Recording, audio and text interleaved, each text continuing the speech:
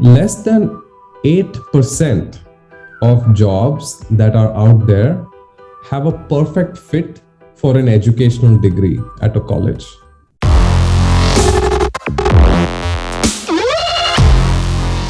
Hello guys, welcome back to another mind-blowing episode of the Jay Thakkar Show. Today we have Ashish Fernando, founder and CEO of iSchool Connect. He founded iSchool Connect in 2017 to solve the pain point of many parents and children like us in getting unbiased and hassle-free education in foreign colleges and universities. He had also partnered with Google, and it aims to be the most cost-effective and advanced solution for connecting students and schools worldwide. It's my honor and pleasure to have you on the show, sir. Thank you so much, Jay, for the invitation and the really kind introduction that you made. Very happy to be connected with you and your listeners and talk about a little bit of what we do. Thank you, sir. Thank you so much. Sir, tell us about this idea of iSchool Connect, because it's recently founded in 2017, and now you have partnered with Google, like one of the topmost companies all across the globe. So, how has that journey been? Yeah, that's a good starting question, Jay, because it's been such an overwhelming journey in a nice way, right? To start something and in 3 years get the kind of love and affection from students that actually helps us go in front of a company like Google and say, here's what we are doing, here's all the good we are doing for the student community, and we want to work with you. And them saying yes to that, the power of that conversation and all of the our customers and the love and compassion of the student network has just been overwhelming, Jay, right? It's my first experience doing something like this, and if you ask me, even in my sleep I will do it 10 times over and over again. Great, sir.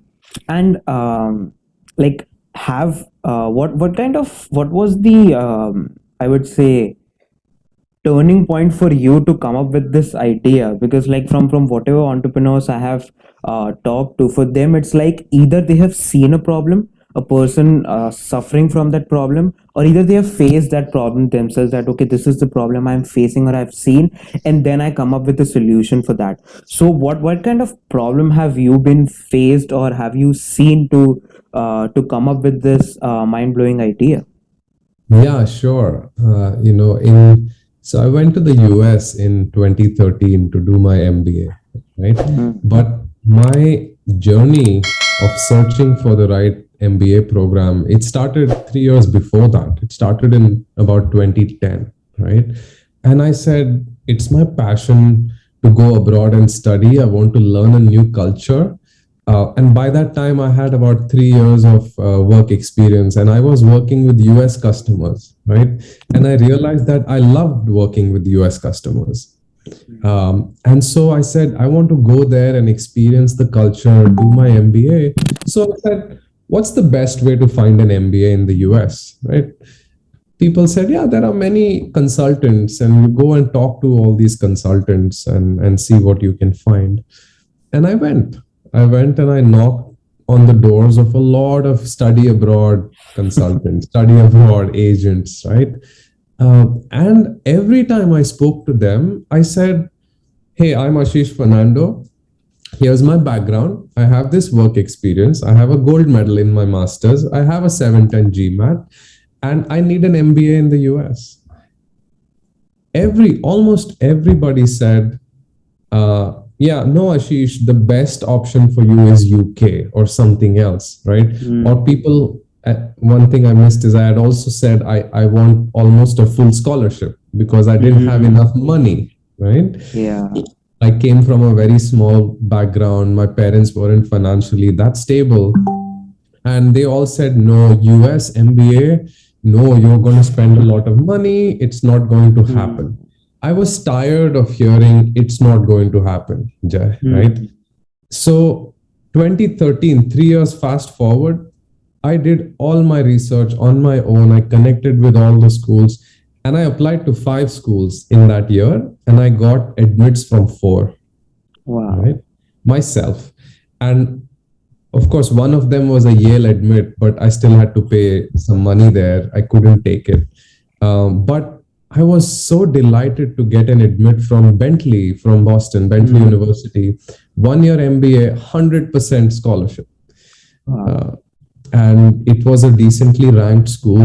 It's not that well known in India, but in the US, it's ranked 30 and it's really good. And I went there. And that 1 year of me saying, I'll find it on my own, I'll get it done, just changed my perspective. So when I went there, I was helping students on YouTube. I have a channel on YouTube, as you know, and I run some, but I have a Facebook page. So I was helping students, and I said, I need to do this full time. So that's how iSchool Connect was born, and we put a team together and started helping students. Yeah. Superb, sir. So, going in this educational journey, one major question comes in, like, because now you have been helping students with by partnering with Google as well.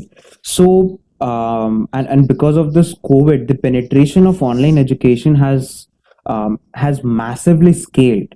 The kind of penetration which we might be expecting in next 10-20 years have come in recent 10-15 months itself.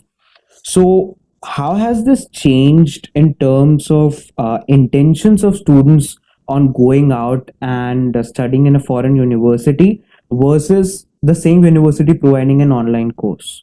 So how has that changed occurred in students in terms of studying abroad? That's a great question, Jai. And it comes down to fundamentally two things, right? Students learn, especially the ones who say, I want to learn abroad, I want to study abroad at a school. One reason is, of course, everybody is enticed by the possibility of having a degree from Wharton or, New York University. But the other part of that, the reason to say I want to study abroad, is to get out of their country, be it India, be it Vietnam, and experience that culture, see how it is to work there, right? At least 1 or 2 years, and face it. Any online program, especially when it comes to a study abroad online program, cannot fulfill that second desire. Right? True. And that's the problem. So we have a lot of our students from 2019, 2020 who were working with my team, and they said, yeah, you're giving us this option of studying from here and getting the same degree from India, but no, I'll rather save my money and apply 2 years later when COVID is back to normal and the world is back to normal, and because I want to experience Canada, I want to experience the US. And we learned very quickly that that's the case, right? Now, that being said, Jai, I feel online education will go at a much faster rate thanks to COVID, right? So when it first started and MOOCs was, everybody said massive online learning is going to be the next big thing. It's going to replace institutions. And it did not really happen, right? It picked up very quickly and then it kind of plateaued, and then it's like, right? What people are discovering is more and more companies these days don't care about whether you studied in an online degree, whether you studied on campus. All they care about is whether you can do the job. Yeah, it doesn't even matter if you have a bachelor's or master's degree, right? So true. Right, more and more, like back in the day, you would see qualifications, master's degree or MBA needed. Yeah, You see that line going out of job descriptions these days. true. So it's a matter of choice. If students think they want to do a degree just because they want to get a job, there are 2 or 3 different ways they can think. It doesn't even have to be an online degree, right? It can be, there are some people who teach on YouTube and they teach really well, right? So if you want to learn Python, you can learn the whole thing on YouTube, right? True. and that's where things are going. So I feel online education has its place, but in the end it's your personal choice. Do you care about getting the right job? Do you care about having exposure to an external culture? Then you make the decision, which one do you want to take, True, right? true. And like even I am thinking like after my bachelor's, I'm thinking of doing masters abroad.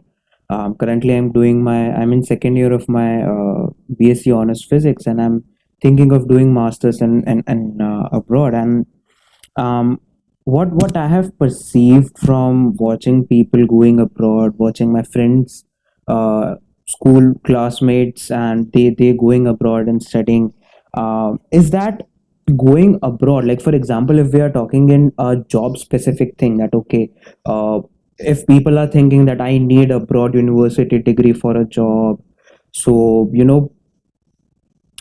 maybe online degree would work. And also even in keeping that context alive, the kind of companies want, the kind of people company want a skill, and the skill now the company want is not just limited that okay, can you code right now. It is not the Mhm. only thing which company wants that okay, coding should be the main part which you should work, but we also need you to work and think around the kind of work you are doing. We need a holistic person who can work. And how can you develop that, that personality, that attitude of working holistically, is when you go abroad and you live in another city, when you just don't think about okay, I have to learn Python, go to college and learn Python. Now I have to also see that how am I managing my finance, how am I managing my food, how am I managing my vacation, how am I managing my studies, and all these things. And that too going in a different culture where you don't know anyone. So when you go in that part, and like because I'm a very philosophical person, I love to talk philosophically. And putting in the philosophical idea is that when you go in a different culture, when you export yourself to something wild for your body, you tend to unlock your different personalities which have already been hidden in you.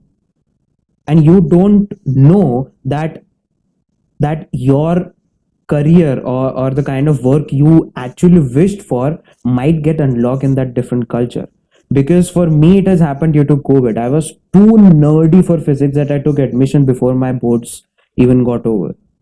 And and when lockdown happened, and then I was I was like, okay, now what can I do? I always love having conversation. Whenever I used to feel low and all that, I used to just have a good conversation with anybody. So I thought that okay, let me go and try and have good conversation with different kind of people. And when I started doing that, I unlocked that physics is where I interest for, where I mix and match my ideas. But conversation is where I'm more confident in terms of giving, in confidence in terms of giving it to the corporate world, and in terms of taking as well. Because like if I read a book, I read a theory, I take 50 to 60% max. But when I That's still a talk, lot. but like restricted to the kind of interest I have. It is like out of interest, then I don't know. But like when I have a conversation, I tend to retain a lot, like maybe around 80%. Yeah. Because in conversation, I'm not just listening, I'm also exploring my own ideas. Like you said about going out and having exposure to different culture. I tried to explore that idea, and I brought this about how my friends are and how I feel about my friends going abroad, how I wish to go abroad, and all these. So when we have a good when for me, when I have a good conversation, I tend to explore. And also when you go in a different culture and speak and talk to different people, you tend to unlock those kind of things. And maybe you might go and shift your career, and you might be an Elon Musk or Jeff Bezos in that career. But for that, you need to allow that idea, or allow that exploration in you. You may do it by going in a different city, or by going in a different country, and study and explore ideas and people and culture. I totally agree with you. I mean, students who especially think of me, right? When I when I went to study abroad, I went with a background in biotech. That's what I did, masters and bachelor's in biotech. Today, I'm running an AI machine learning based education software for students, right? And for me, I've actually applied what I learned about myself. I've applied that to our company, right? So today, you will have the best machine learning engineer in our team who actually came with a marketing background, or a really good marketer True. who came with a sales background. It's amazing the way it operates, right? So absolutely, I'm with you. Yes. So yeah, so I'm totally with you, and I hope to see you going abroad someday and experiencing all that you Sure. just said. It's important. Sure, sir. Sure. 100%. And talking about the experience in learning, it also gives you the global perspective on a thing. Like, majorly, I have seen that every country, the colleges they have, the local colleges, whose major students are from their own country, the kind of education they provide uh, is depending on the kind of requirement is there inside their country. Now, when you go abroad for and apply for global colleges, what they do is they just don't give you the kind of requirement or the education which is required to get a job in the local company. It gives you the exposure of the global market. That now you have studied here, you can apply in any company you wanted. Maybe Microsoft, or you may open your own company in India as well. And that's what I think is majorly required right now, because everyone is, Yeah. because of internet, everyone is now global. Like, it's, if you have a physical infrastructure, even with physical infrastructure in one city, one country, you can go global because of the internet and the kind of penetration internet have gone uh, has brought in. So, talking about education as well, like, I want to know your perspective, because you have been working with students and universities. That uh, do you think should there should be a global format for education, where the format is not just limited to the local country or the local state or a city which it is situated in, or do you think that even these kind of local training is required for the local companies to boom in? Yeah. So, there's a very interesting stat that I recently read. I'm not sure. I think was Gartner. No, not Gartner. But less than 8% of jobs that are out there have a perfect fit for an educational degree at a college. Less than 8%, right? So just think of it. Today, there is this big gap in what you learn versus what you need as a skill to get the work done under that job role, right? So the world of tech moves so fast that companies have to adapt to it very quickly, but institutions are not able to adapt to it in the same pace, right? So think suddenly there's this wave of artificial intelligence and data science, and Python is the new way of doing things, right? React Native and Node.js. But institutions are still teaching C, C++, and Java, which of course are the core of a lot of computer science skill sets. But to take it up to that level of where it makes sense and it's relevant to the job market, we are falling way behind, right? So one of the things I always tell students is, it's great that you got the best school of your choice for a computer science major, right? Great. Is it going to solve all of the requirements for that job you desire at Google or Microsoft or Apple? No. Less than 7% of them will actually be able to interview to a job that actually will fit what they learned, right? So then the question is, what do you do as a student? Does a computer science degree at MIT then, not make enough sense? It gives you a good entry into that door, right? Mm, But you have to augment it with things like online learning, with things like boot camp. Like it's a very popular thing in the US. Boot camp is while you're doing a computer science program, immediately from day one of your degree program, you're also learning Google Cloud Platform, Amazon Web Services, Python, Node.js, skill sets that you cannot get from a professor in your institution. true. Very rarely will you get it, right? So that's where I think when you think of global education and where it's going to go, I feel none of these are 100% fit.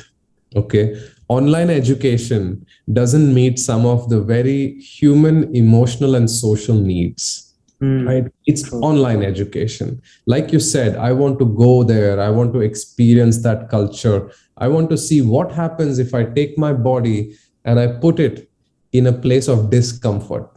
Will I Mm, be able to unlock my potential? Absolutely. That's what I did to myself. That's what I dream for every student going abroad.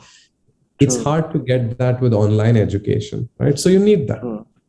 But can I learn the latest and greatest cloud platform or the latest technological advances in physics, in your case, if I'm at an institution? Most likely, no. So I will need a combination of some online platform or some sort of a co-op program. It's a big thing Mm, nowadays, right? true. Institutions are doing co-op programs where they let you spend some of your study time actually at an organization, at a company. And you're learning there. True. You will have to augment and bring all of these different pieces together in order to have a successful employment and career outcome, right? So I go to a lot of these conferences, right, where you have all types of speculators. You have the speculators who will say universities are going to shut down, Mm, universities are going to be obsolete. You have people who come and say all this online learning and Khan Academy and everything, it's all going to shut down because nobody can compare with the real life experience of a university. mm, true. The fact of the matter for me is none of them will shut down. It just has to be a combination, just because of True. the pace of one, but the social, emotional connect of the other. They cannot do without each other. That's how I True. see the future, right? True. So Uh, like what can be the solution of it? Because like I have this perspective, is that universities cannot directly go and like, because without a student understanding the basics of computer science, of maybe the basics learning of C++, C and Java, if they directly go for Python, they would, the tendency is that they might lack the pure understanding of computer science. But on the other hand, they have to restrict the time course as well, like 3 years degree, then they have to finish it within the 3 years. They cannot, like, okay, we are teaching you Python, so we'll extend 1 more year. But also, what the students are learning in their schooling is also um, is also now limited to the basics, and major basics are the information. The studies in schools have become informatic rather than understanding. So students are learning that, okay, this 1 plus 1 is 2, and how can I apply? I can apply as an XYZ formula. So 1 plus 1, 2, done, correct, go ahead. I got this information. How and when to apply, they have to learn in colleges. And for colleges to train those children from information to real life application, and from there they have to advance to the current world technology, is also a big jump which they have to take, and that too in limited amount of time, like 3 years, 4 years, and they have to just train a student from a bunch of books to a proper human that can go and work with a computer. yeah, it's a very, very good point you're bringing out, right? And working in the field of AI, this is very close to heart, actually, right? So, um, the fundamental challenge for educators is that every student has a different pace of learning. Hmm. Right? So True. there are students who will go in with zero background of C, C++, and Java, but be able to pick up Python just like that, Hmm. right? And there will be students who need to go through that step by step process because they need to understand the fundamentals. That's how their brains are wired, right? True. And now you have the educator who has to deal with both, right? And a big push in the world of AI is about creating adaptive learning systems, right? So the way I see the future is, like I said, it's a combination of online plus on-campus learning. The biggest power of online is adaptive learning, right? Companies like Wiley, Laureate Education, these are some of the bigger players that are spending millions and millions of dollars to build something called an AI tutor. Okay, that says, Jay, I'm going to first spend the first few weeks with you. You learn basics of C, C++, but I'm going to gauge your pace of learning. Okay, and then I'm going to give you adaptive content where you will skip through certain sections and get to Python maybe 6 months before your friend got to Python, basics of Python, right? Because here's a system that's now learning what's the most effective way for Jay to actually learn Python, right? And today we have the capability as humans. We have built the internet. We have built capabilities to store zettabytes of data and process through all of that data within microseconds with the cloud. So now bringing that back all together to create an effective learning mechanism for students is something that's very close to my heart, right? So with iSchool Connect and with helping students go abroad and study, we are just scratching the surface. There's so much more that we need to actually do to help education. So I'm with you on that. There's a lot of challenges, and students and parents realize it very late in the process, right? A lot of the students realize it after they complete their graduation and they're applying to a job that they did it all wrong.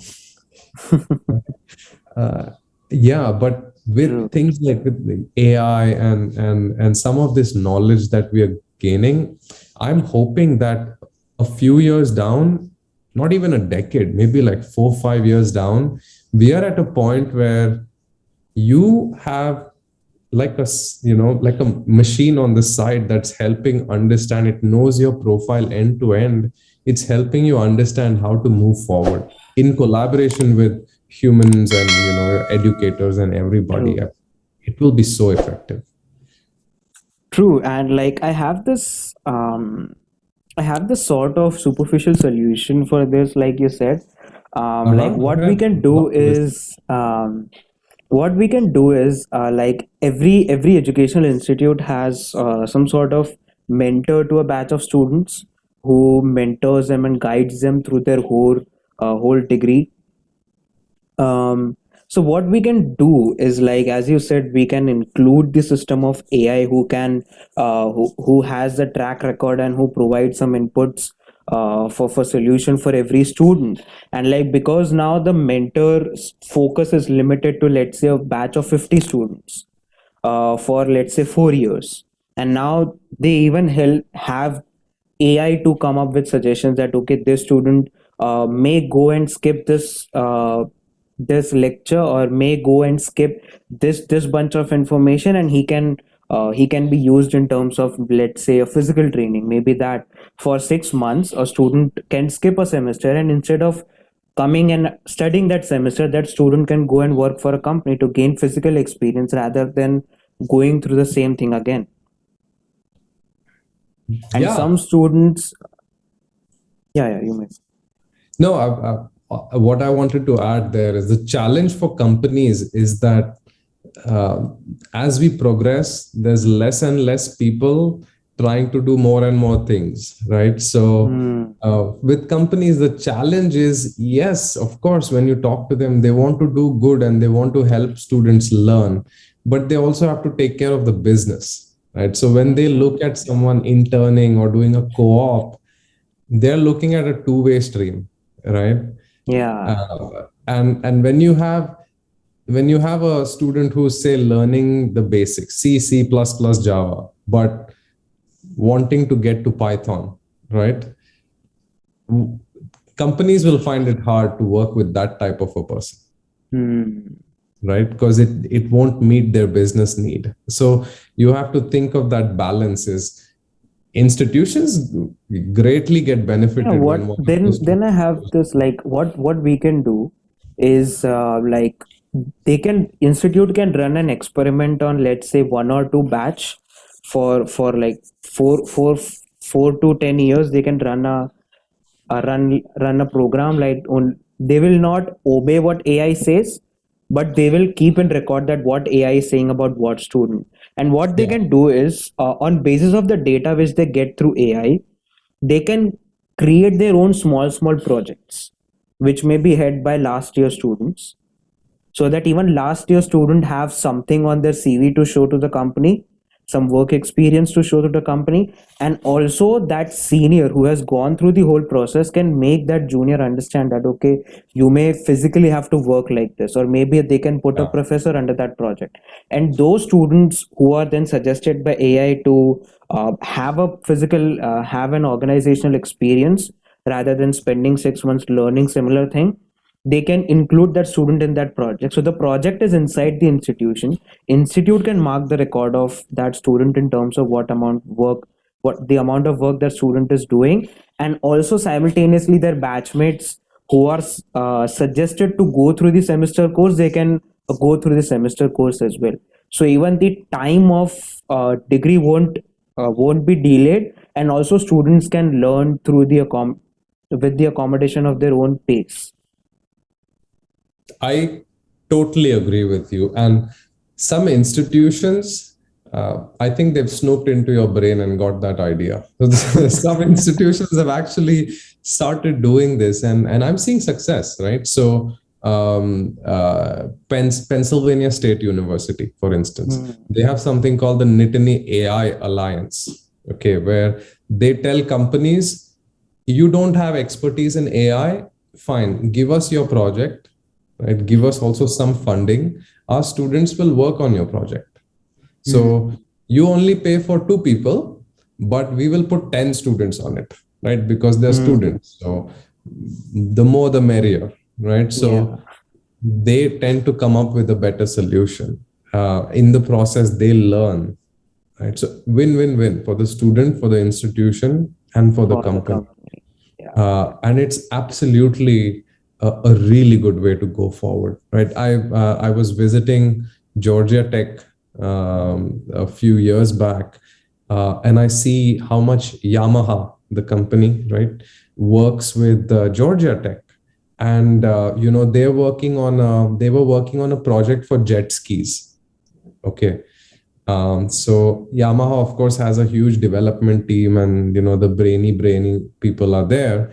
But then they'll give small projects on the side to say, Hmm. okay, Georgia Tech, we'll also give you some money. Put 20 students on it on our project. This is a mechanical project, Hmm. and they have to work on the aerodynamics of a jet ski, Hmm. right? Boiled it down to a very small challenge, but in the process the students are learning a lot, and apparently some of them came up with ideas that got patented for Yamaha. Hmm. All right, win win Yeah. win. So it's beautiful to see some of those dynamics, just like you said, where it's a combination of all three, but it's like the stars have to align, Yeah.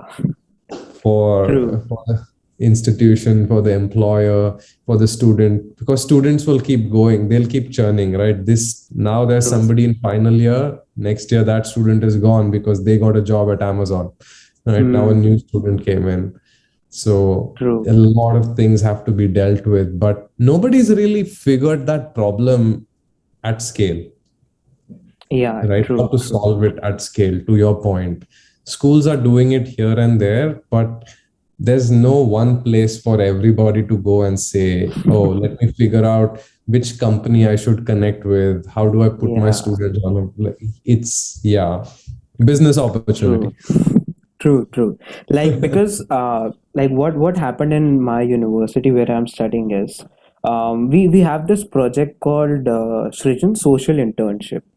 So we first year students, like I was selected as an student body extension of career services department, and I have to handle 100 students from my own first year batch, and I have to help them with placement in their organization. So what we have is like we have a 45-day social internship where a person has to go and work with an NGO for 45 days, and they'll be given a certificate for their internship.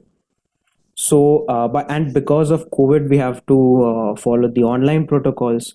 So what happened is like we were successful enough to connect with more than 350 organizations, and there we managed to keep students, 10-15 students here there, and did the whole social internship for 45 days. And when we got the feedback from them, they were like, the NGO founders, they were like, we didn't even thought of some ideas which these first year students have brought up. And they were like that if this idea is nurtured, we would like the student to come and volunteer for our organization. So That's there, amazing. Yeah.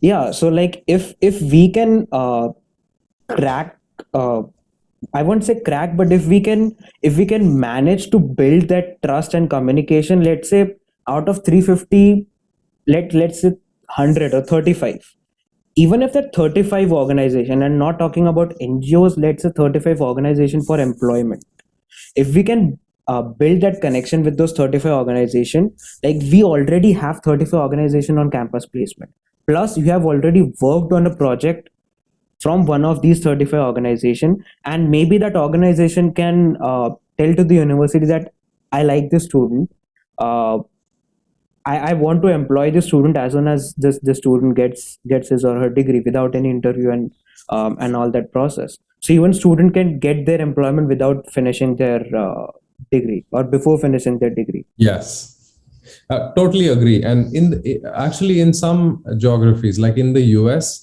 it's a very common thing to say, we're going to come to your campus and we're going to get interns to hire. Hmm.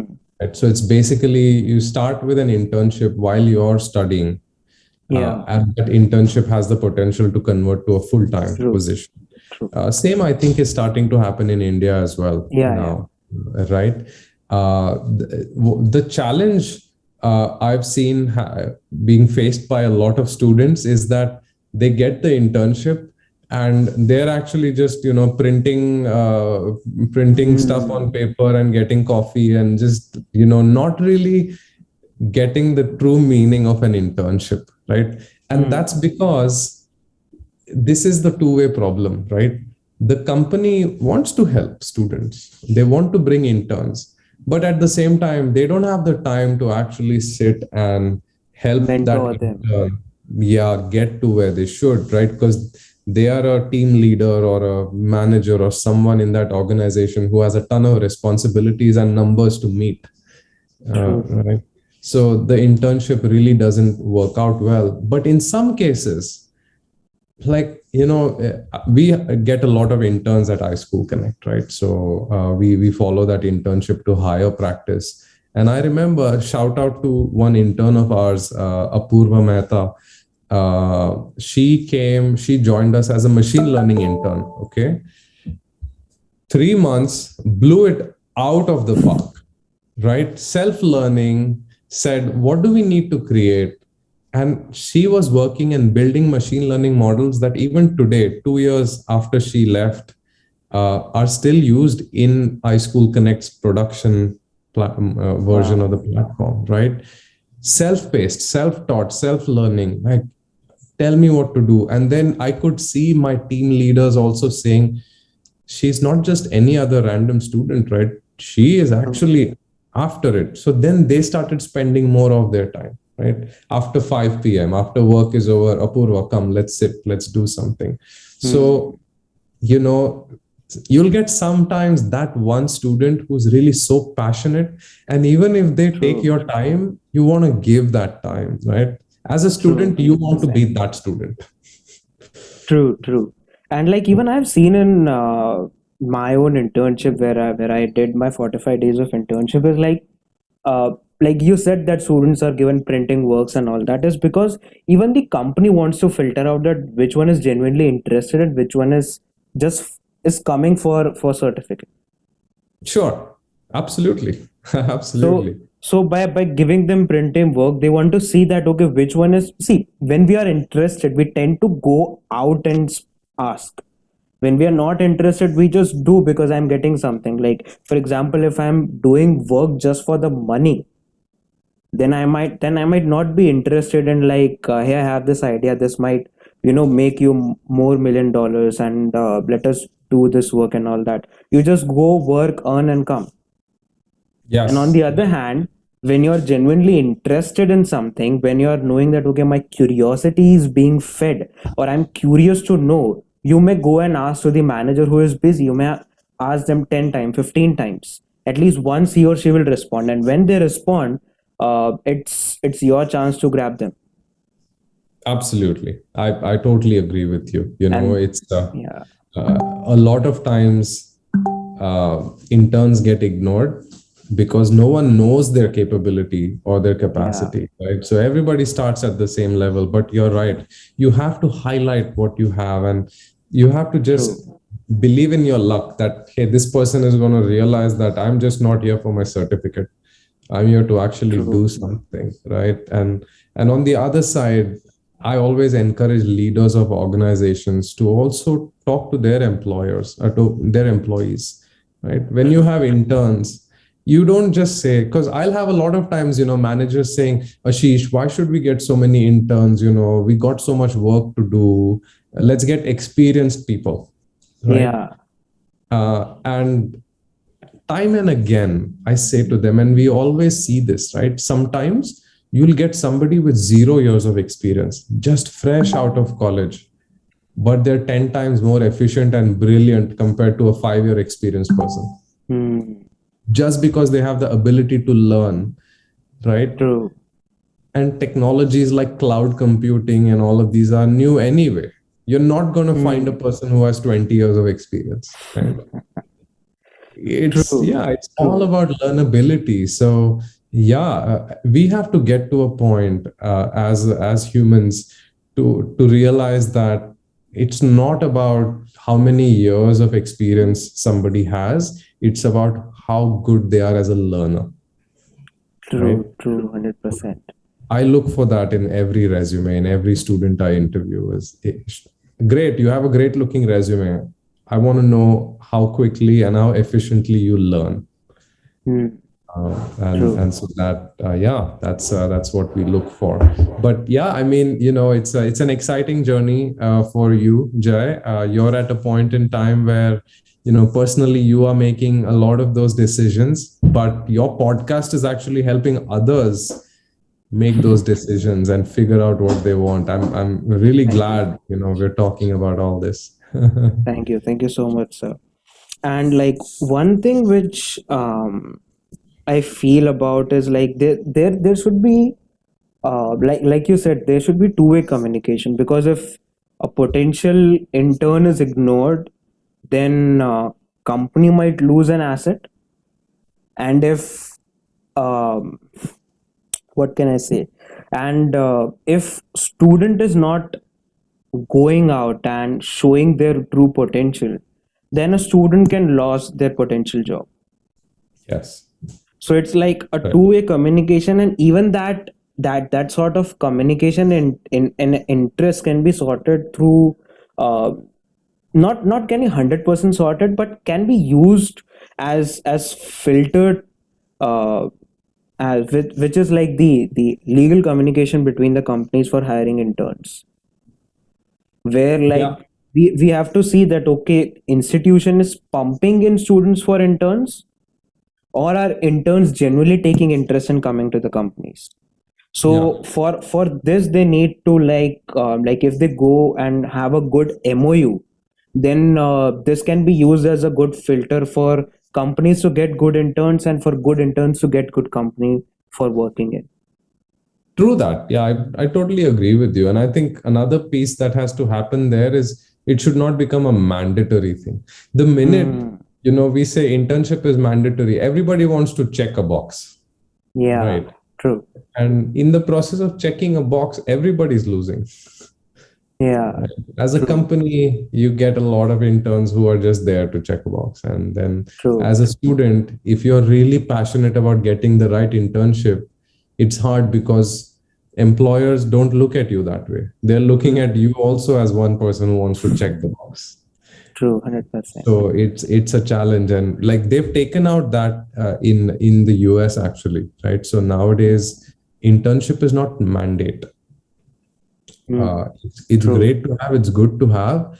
And the lovely thing about some of these new co-op programs is that the institution is as responsible as the student for the internship.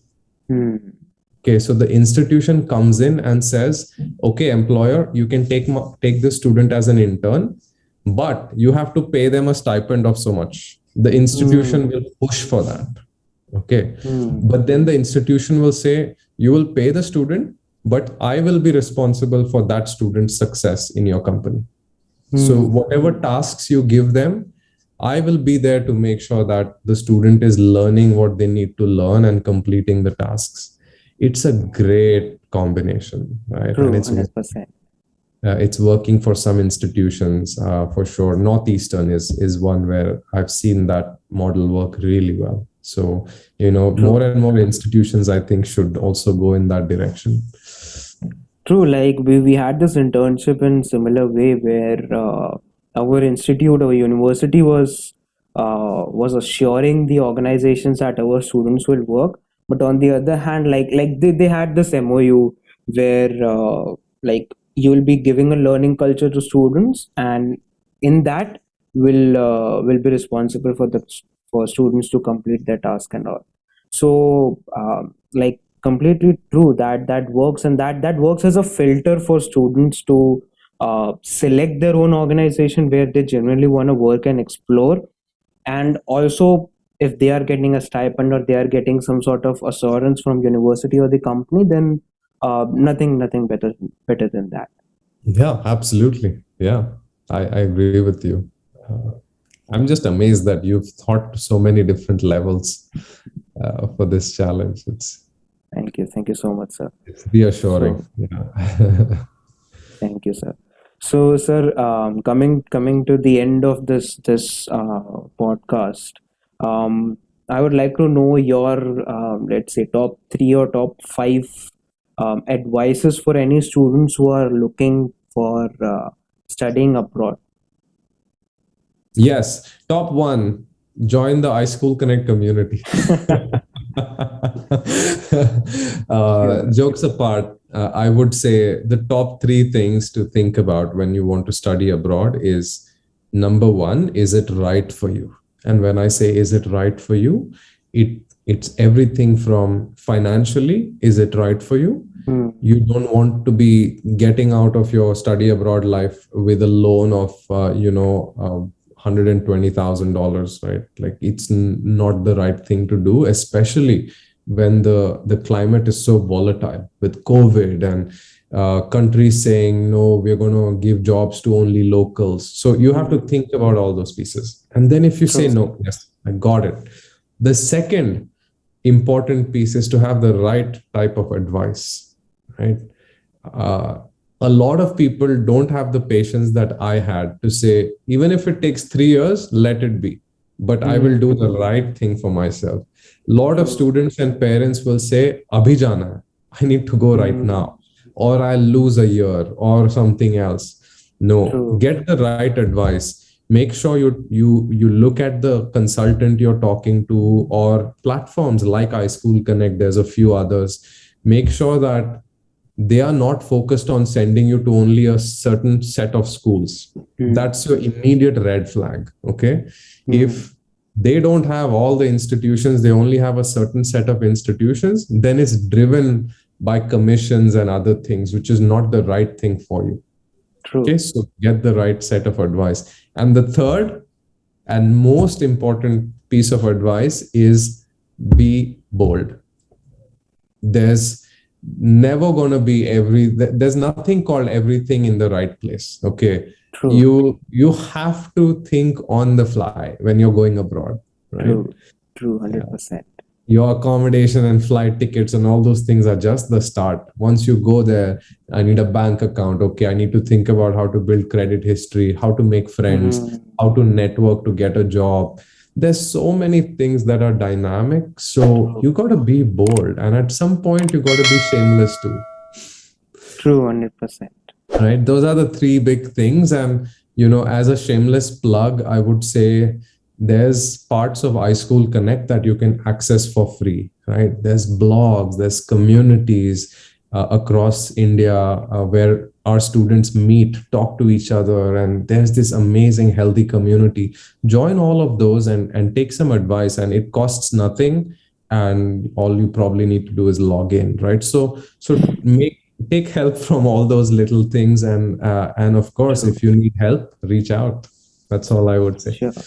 100%. And talking about the third point you said, because I take this sessions on Scenes by Avalon, where I'm a verified creator, and I take this session on every Mondays and Fridays, and I do problem solving at the end. So what major things I get that either students, like, not only talking about the context of going in foreign universities, but in general, like any kind of problem they face, the major thing they tell is either they are not clear about the solution, they are just they are in their fairyland for solution, that okay, I'll go there, I'll study, I'll get a degree, I'll do the job.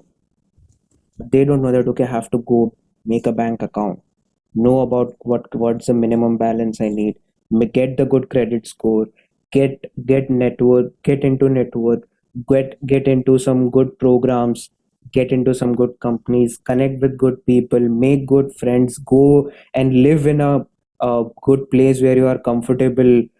If you are not, then go and change things, ask for the opportunities, and all those small little things. Firstly, they are not clear, and they have not thought. Secondly, is that they don't even care about it, because they are forced to just go and get things done. Like you said, they just have to tick the box. Like majorly people say that okay, do engineering, go out for MBA, get a job, life set, done. Three-step life set, but that's not the real case. You just go and see the tax file of your father, you'll get to know how easy is your life.